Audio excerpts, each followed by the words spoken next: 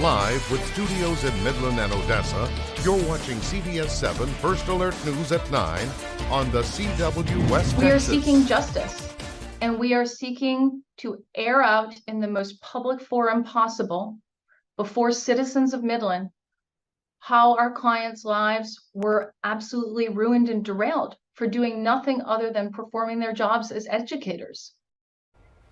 It's a story that's only on CBS7. Now, the 5 Midland Christian educators are speaking out in their first sit-down interview since the arrest and how they hope to have their day in court against Midland city officials. We'll have that story. Thanks for joining us for CBS7 News on the CW, and thanks for joining us live on the CBS7 YouTube channel. You'll remember 5 Midland Christian school employees were arrested by the Midland Police Department back in February.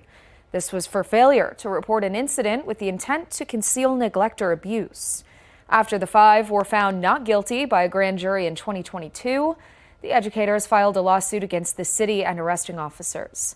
In the current lawsuit against the city of Midland, the educators have not added the city manager, the mayor, the chief police, or the district attorney as individual defendants.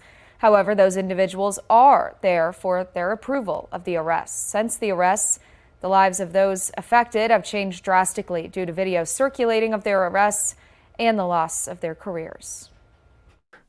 So it's hard to put into a few words what it has done, but it has absolutely destroyed my career and the careers of 4 other exceptional educators. So my kids were in high school when this happened, and as devastating as it was for me as a mom to watch them have to walk through this was equally as devastating. But on the same note, I loved the 800 kids that I was the principal for, like they were mine. So watching those 800 babies have to also walk through this was just as devastating. Since the arrest almost 2 years ago, the once Midland Christian educators have not stepped back into a classroom. After false reports spread around the community about the arrests, the 5 educators took steps to try and clear their names. Now all they hope for is to see better work done by the city for future cases. The city of Midland has declined to comment at this time. U.S. Border Patrol agents seized more than 530 pounds of marijuana in Alpine on Sunday during a traffic stop a mile south of the Border Patrol checkpoint. Officials say they noticed a car pulled over on the shoulder of Highway 385 south of the checkpoint. When agents checked the car, they found the bundles of marijuana that you can see there on your screen. The street value is estimated at over $400,000. The DEA is taking over the case for further investigation and prosecution. Continuing to track crime, Alfred Hinogos Harper has been found guilty on charges of aggravated sexual assault of a child. According to our media partners at KBest, the incident happened in 2021 and involved a 13-year-old girl. KBest Media reports Harper chose to be sentenced, and his criminal history includes a prior conviction, so he was sentenced to 50 years in prison and a $10,000 fine.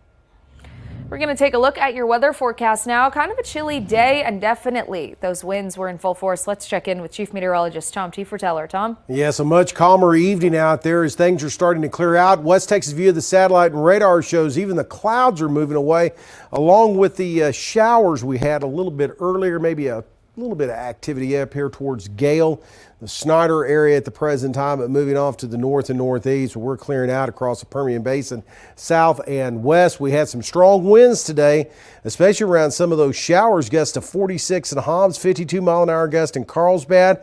The top so far, 55 over towards Fort Stockton, but in Guadalupe Pass, some gusts above 60 miles an hour. Things have calmed down quite a bit. The dust has settled, and just seen some gusty winds in excess of 20 miles an hour into the mountain areas right now as we're cooling off a little bit. Hint chilly out there with temperatures right now into the lower 50s to the upper 40s, but all the way down to 41 in and around the Hobbs area. Still a touch breezy in our forecast tomorrow before we see bigger changes with a cold front.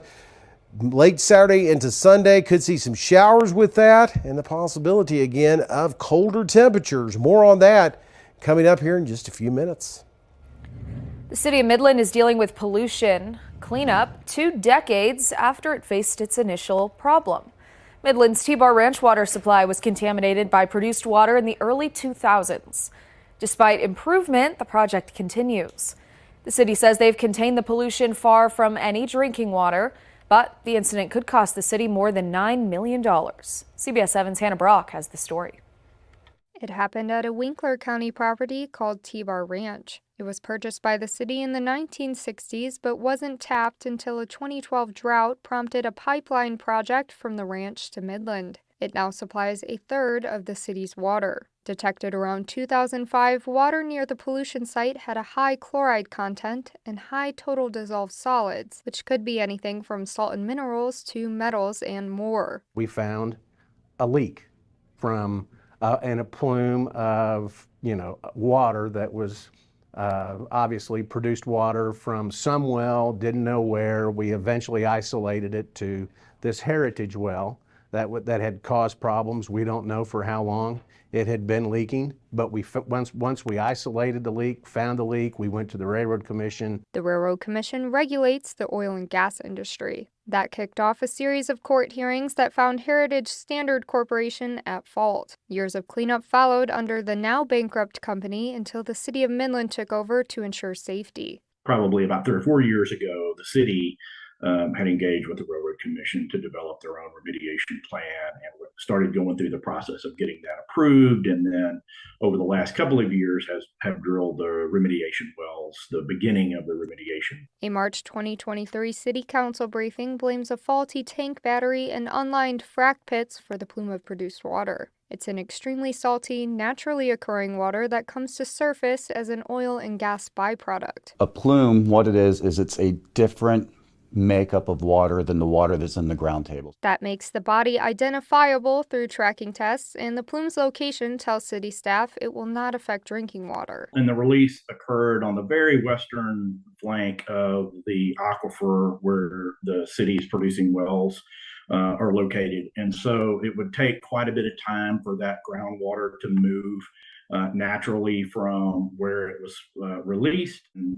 those groundwater velocities are fairly slow, feet per year. It's in the shallow portion of the aquifer. The city pulls its drinking water from the deepest zone. 15 groundwater monitoring wells at shallow and deep levels sit around the plume. We are doing daily monitoring of those monitoring wells, the 15 that's around, and of the wells where we're pulling the water up. If it crosses that well barrier, tests will show the change in water and alert the city that the plume is moving. The city is also sucking water out of the polluted area. The remediation now has 3 wells, extraction wells, to pull that plume out of the ground and then take it to a pit that holds it, lets it evaporate, or we actually sell it to industry for use. The first phase of the project cost the city over $3 million. The overall project could cost upwards of $9 million. Right now, the city is reevaluating their plan with the Railroad Commission because the plume is receding, and they believe they may not need to follow the entire plan, which could take another 6 years. We're actually pulling that plume away slowly, but we are. If we see that reverse course for some reason, that's when we'll increase what we're doing out there. The city is preparing for any other pollution threats from faulty infrastructure. Like many areas in West Texas, T-Bar is not untouched by oil and gas. And like I said, it's an active oil field. There are wells all over the T-Bar Ranch, just so you know. I mean, I don't want people to think it's a clean, pristine piece of land because it's not. There's oil field activity everywhere. But Dufford says he isn't concerned because 8 new water monitoring wells and 2 problematic well plugs were secured by the city in its saltwater disposal settlement with Pilot Water Solutions. We will not have a problem like this again. We will be able to find it and remediate it fast enough. Having these wells that they plan to do will absolutely make T-Bar water safer today, or that supply safer today than what it was 10 or 12 years, 15 years ago when we first started looking at the T-Bar and thinking about actually having to bring T-Bar water to Midland, Texas. The city will reevaluate its plan with the RRC next month. For now, they're continuing to actively monitor the plume to ensure it remains on the right path. And that's not the only West Texas water story we are covering. Tune into CBS 7 First Alert News this Sunday after Super Bowl 58. Our Hannah Brock will have the first part of this story, the produced water problem, highlighting how produced water has changed and will continue to change the oil and gas industry. Councilmember Dan Corrales was laid to rest today. It was standing room only at Our Lady of Guadalupe Catholic Church. City of Midland employees were given the afternoon to pay their respects. Both Midland and Odessa's mayors were in attendance. And you can hear more about Corrales' legacy on our website. Just go to CBS7.com. UTPB is welcoming a new face to campus. The school has named Monica Schauner as the new executive director for the Shepherd Leadership Institute. Schauner is a native Odessan and has experience working in nonprofits. She says she's looking forward to serving the students and loves what the Institute offers to them. The Institute hosts events and offers programs that help educate and connect people on campus. House Bill 8 is changing the landscape of funding for community colleges in the state. Passed unanimously through the House and the Senate, the bill will set aside $683 million to be distributed based on student outcome. The old formula was based on total hours of student enrollment. Now it will depend if the student earning the degree or transferring to a four-year school.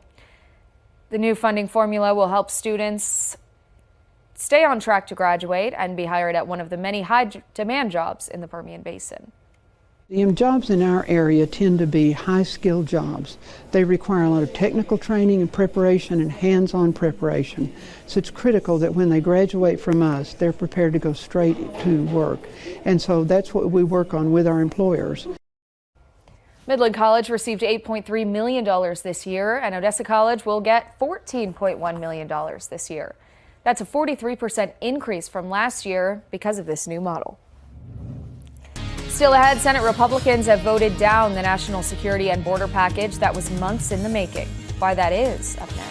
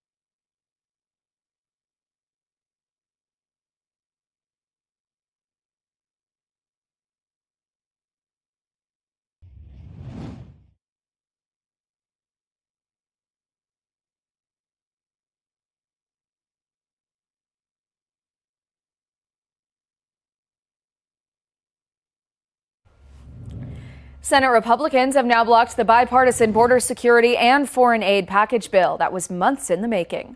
CBS 7's Washington News Bureau Stetson Miller tells us more about it and how lawmakers are moving forward now. Senate Republicans voted down this bipartisan border and foreign aid bill on Wednesday. It was a deal that they demanded from Democrats, but many say it wasn't enough for them to support it. The border bill is dead. It's dead as Woodrow Wilson. Senate Republicans blocked the bipartisan national security and border reform bill Wednesday. The legislation was intended to cut down on illegal border crossings and provide aid to Ukraine, Israel, and allies in the Indo-Pacific. But after demanding the deal months ago in about-face, Republicans rejected it now because they said the president isn't using the tools that he has now. I think the basic problem is, I think many of us finally concluded that there is no new set of laws that would change the president's approach if he won't enforce the current laws. So I think it's basically a lack of trust in the Biden administration to deal with the border crisis. The vote was 49 to 50, short of the 60 votes needed to take up the bill. Many Democrats supported it, and some say that Republicans are making the wrong decision about it for political reasons. My Republican colleagues are moving away from this, and they want to move on and not do this. That would be a mistake, and that would be really putting politics above doing the right thing.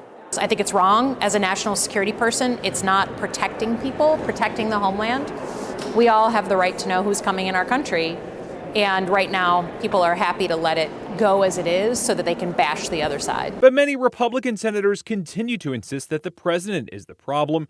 And they say getting another deal passed before the presidential election is unlikely. Will we be able to revisit it at some point, perhaps under a new president? But President Biden doesn't care. At some point, I mean, if people act like they don't care, it's not an act. They just believe in open borders, and this bill would not have solved that. In Washington, I'm Stetson Miller. Well, we are looking at a quieter evening out there as the wind's trying to calm down. More wind on the way, another front this weekend. We'll talk about its impact up next.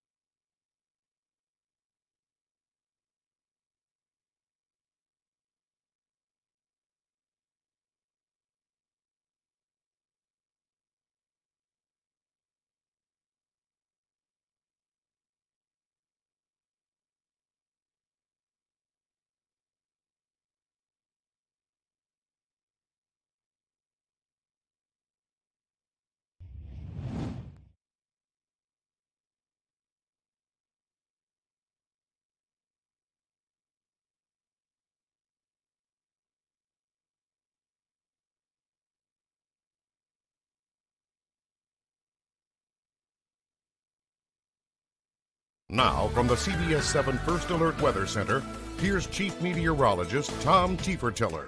Well, let's take a look outside and show you the wind is calming down. The dust is settling a little bit as we have a better visibility there on our live iCam in Odessa. And you can see the winds have really calmed down. Still a touch breezy here and there, especially into the mountain areas, maybe the Big Bend. But overall, things are pretty quiet as this whole storm system starting to lift off to the north and northeast. But looking back further to the west, there's another system offshore that's going to be affecting us pretty quickly coming in to the weekend. So we're going to have some more changes associated with that. But in the meantime, though, a little flat ridge is going to build in, and we're going to see things pretty quiet coming up tomorrow and into Friday. Right now across the state, most of shower activity, extreme northeast Permian Basin up across the eastern Texas Panhandle. Not a lot to it, though. Not a lot of people reporting rain, but it's showing up on the radar as some mid-level moisture across the area. We're seeing things clear out right across portions of West Texas as that front moves through. We'll call it a hint breezy, but it looks like the winds really calming down as that system moves off to the east. And temperatures, well, we're starting to see some cooler air start to roll in behind that front with the lower 50s from the South Plains back into the Permian Basin at the present time. Now, taking a look at the West Texas Futurecast, we're going to keep it clear overnight tonight and in towards tomorrow. There may be a few more high clouds really start to build in across the area by the afternoon hours. So we'll call it partly cloudy to mostly sunny out there across the area, but no rain expected. As the winds, well, they're going to stay stirred up a little bit out of the west as we move in towards the overnight hours and in towards tomorrow, but nothing like what we were dealing with today. Mountain areas, we could see some gusts above 30 miles an hour, but again, a big improvement on those winds in comparison to what we were seeing today. The rest of tonight, here's what we're looking at. Quieter winds out there and a little on the chilly side, down to around 40 to 42 degrees across the Midland, Odessa area. And then tomorrow, looking at those mid-60s back with us. Bigger changes on the way. Holding off until later on in the weekend. Saturday night into Sunday is when we'll see the next cold front. That's going to have colder air associated with it, but also the possibility of some rain showers, maybe a wintry mix across the extreme northern Permian Basin, northern Lee County. If you're heading up towards Lubbock and Amarillo, a little bit better snow chances, but right now the amounts look very light, and I don't think we're going to see too much of anything again across the northern Permian Basin south, other than a couple of showers. As the Chiefs and the 49ers prepare for Sunday, you might be preparing for a Super Bowl watch party. We have how to handle your game day snacks up next.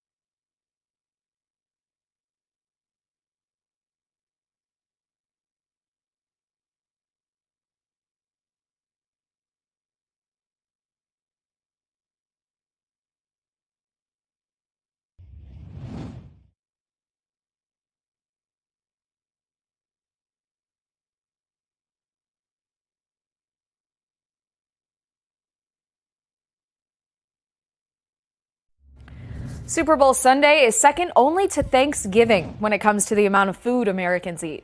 Food prices are higher this year, but that isn't expected to slow down business at grocery stores and restaurants. Michael George explains.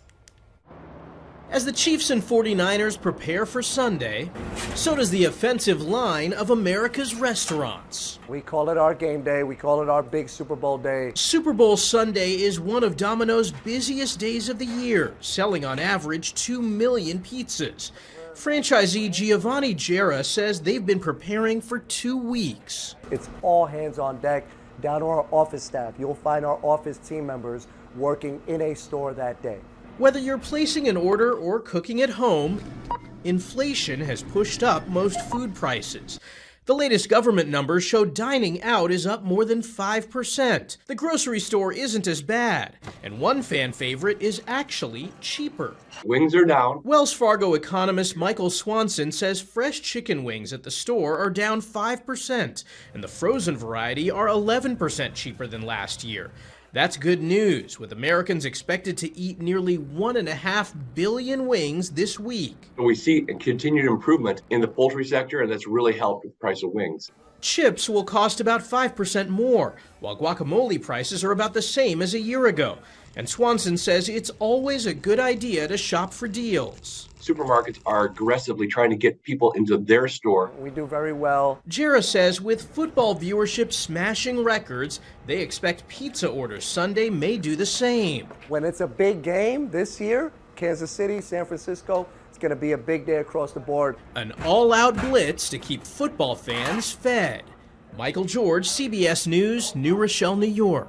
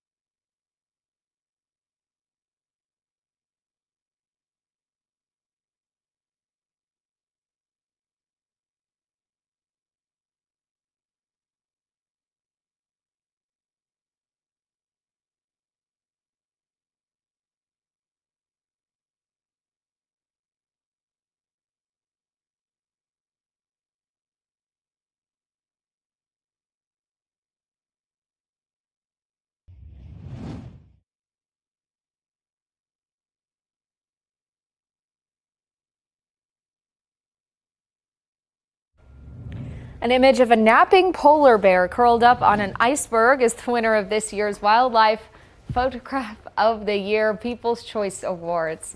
It's called Ice Bed. British amateur photographer Nima Sirikani captured the image off of Norway's Svalbard archipelago. He says he hopes it inspires hope that there's still some time to reverse climate change. More than 75,000 people voted in the competition, a record number, and it was chosen from a short list of 25.